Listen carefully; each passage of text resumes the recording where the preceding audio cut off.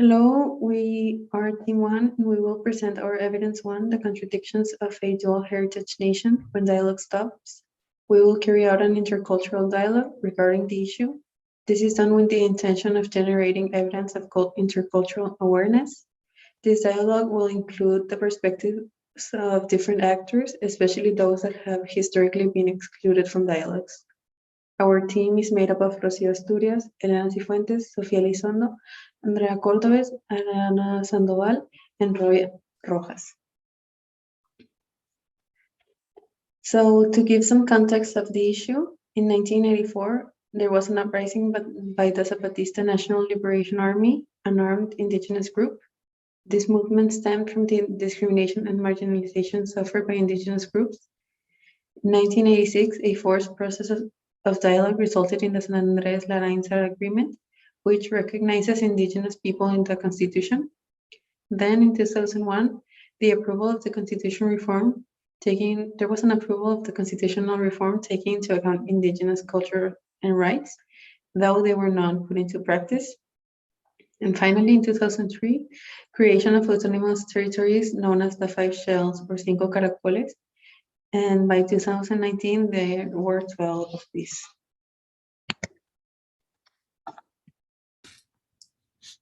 In the Mexican territory, there are 68 indigenous groups, each speaking their own unique language. Of the total Mexican population, indigenous people represent the 15.1%. We recognize that we are a minority, but we are the communities that are committed to preserve the Mexican culture and history. We don't deserve to be treated in a way that makes us all invisible to the government and limit us our rights over our land and as individuals, and be marginalized and discriminated by the society. Different legislative tools should be implemented by the government to ensure that our communities are valued and safeguarded. In terms of politics, indigenous populations should be treated as equal human beings with the rest of Mexican citizens. I represent Chiapas indigenous community. Even though we account for 30% of the state population, our communities have been excluded from governmental decisions, and we have also been excluded from basic human rights and services such as education and healthcare.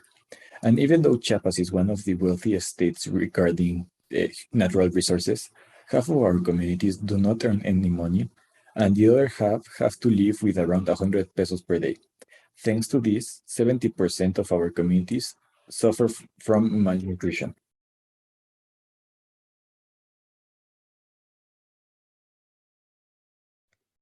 Now, when considering the perspective of the Mexican state, we consider we have taken action due to the involvement in a forced process of dialogue between the government and the Zapatista National Liberation Army. We have agreed and signed the San Andrés-Larraín Agreement in 1996. This then resulted in the change of the Constitution, and we now include these groups, as well as it allows for an independent legal framework.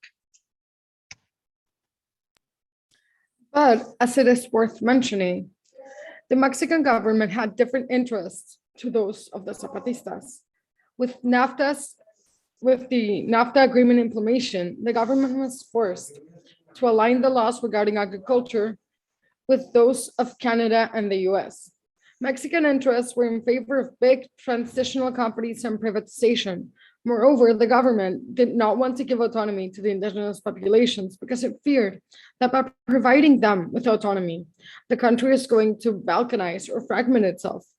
Additionally, the Zapatista insurgency brought social instability to Mexico and the lack of confidence to international investors, provoking a Mexican peso devaluation of a total of 50%.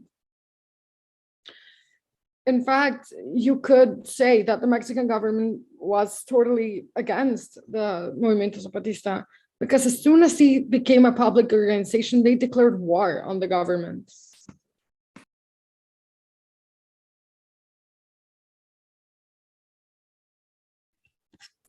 In representation of the International Labor Organization, we have noticed that the Mexican government is not complying with the Indigenous and Tribal Peoples Convention 169. were they committed to apply the established policy. In fact, the second article establishes that governments shall have the responsibility for developing, with the participation of the peoples concerned, coordinated and systematic action to protect the rights of these people and to guarantee respect for their integrity. The fourth article established that special measures shall be adopted as appropriate for safeguarding the persons, institutions, property, labor, culture, and environment of the peoples concerned. There are 44 articles in this convention made for the indigenous people so they can fully develop their culture and enjoy their human rights without discrimination. As an international organization, we can monitor that this is being followed, as well as get involved with the indigenous to dialogue in case Mexican state keeps failing to comply with the convention policy.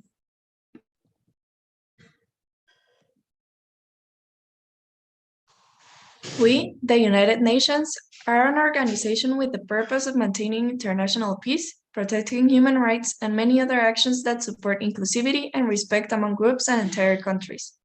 So it is one of our priorities to assure that the rights of both parties in this conflict are not being violated. As an international organization, we made a Declaration of Human Rights that states articles that watch over equity, respect, and diversity, some of the aspects that the indigenous communities in this conflict are striving for. We also implemented a Declaration on the Rights of Indigenous Peoples, which contains aspects like the right of indigenous peoples to self-determination, autonomy, or self-government. There, it states also that the indigenous people have the right to maintain their distinct political, legal, economic, social, and cultural institutions, while retaining the right to participate fully in these aspects. As we saw in this particular case, the indigenous communities claim that this is something that the government of Mexico is not allowing them to fulfill. So it's crucial for us to assure these rights for the communities in Mexico.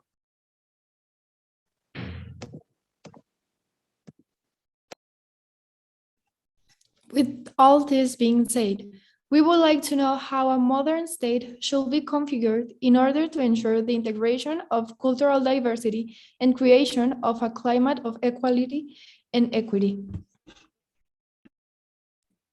Well, on behalf of the Mexican government, we vow to develop programs and direct actions to protect the indigenous peoples and uphold their intentions for equal rights and for a better future in which they can live in the presence of more equality in their day-to-day lives. We as the indigenous communities are aware of our past actions and decisions. We haven't been open to dialogue, but we know we can get to an agreement. And in order to reach this agreement, we are committed to creating and maintaining an open dialogue between our communities and the government, so that we are able to collaborate and to help each other out.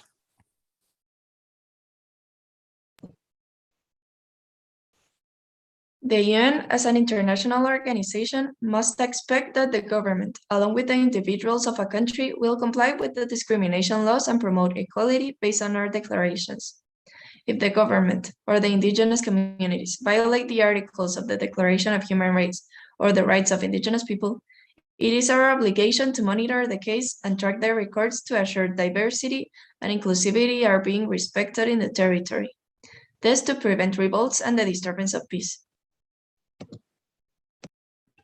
We can also provide peaceful means of communication to facilitate dialogue between the government and the indigenous communities. In conclusion, both parties take the compromise to communicate directly with each other in peaceful ways. On the other hand, the government will develop actions in order to meet the obligations they have with the indigenous people because of the existing treaties. All this while being monitored by the international organizations. It is important to promote intercultural dialogue in order to recognize that we live in a society where not only the majority, but also the minority is included. Recognizing that equity and equality are important to keep a society going and avoiding violence and the violation of human rights.